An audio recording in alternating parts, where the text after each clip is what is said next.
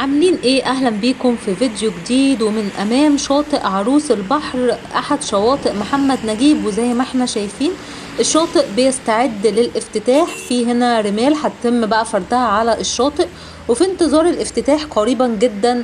لو مش يوم 25 اغسطس هيبقى اخر اغسطس ان شاء الله الحالي هيتم عودة جميع شواطئ محمد نجيب.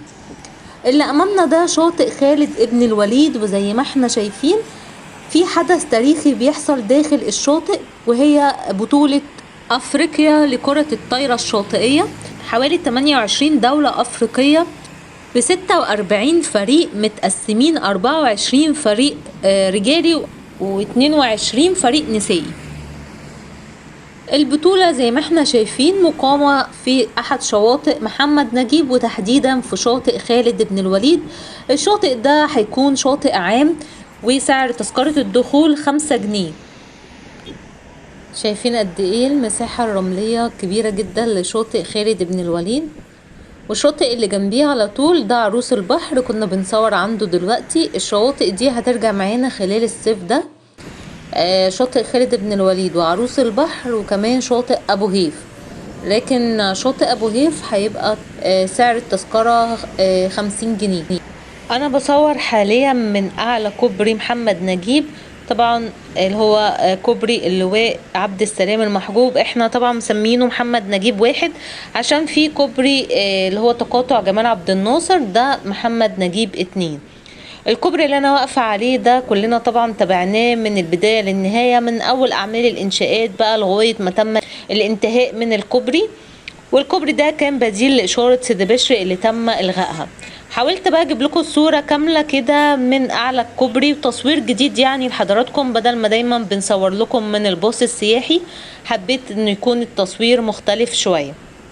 مين كان متخيل ان كورنيش اسكندرية هيستقبل بطولة تجمع ابطال من 28 دولة افريقية على رمال بحر اسكندرية؟ النهاردة المشهد مختلف تماما على شواطئ اسكندرية.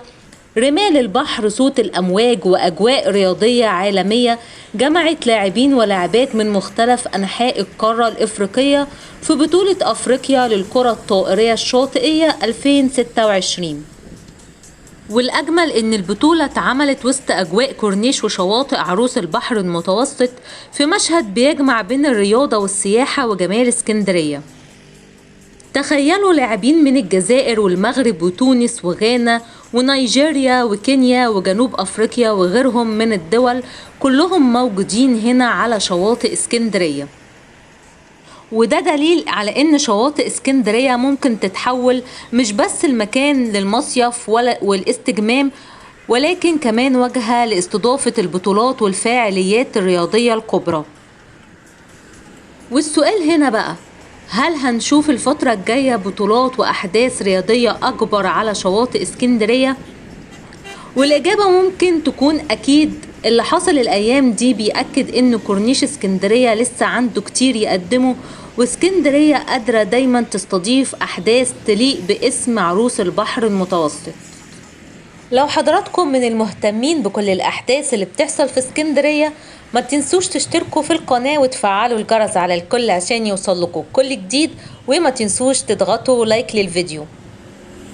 دلوقتي في 3 شواطئ في محمد نجيب بتستعد للافتتاح: شاطئ خالد بن الوليد، شاطئ عروس البحر، وشاطئ ابو هيف. ال3 شواطئ دول يعني احنا متأكدين ان هيتم افتتاحهم خلال الشهر ده، ولكن باقي الشواطئ بقى انا شايفة ان لسه مش جاهزة للافتتاح. بس زي ما عودناكم دايما احنا متابعين مع حضراتكم كل جديد بيحصل في اسكندرية.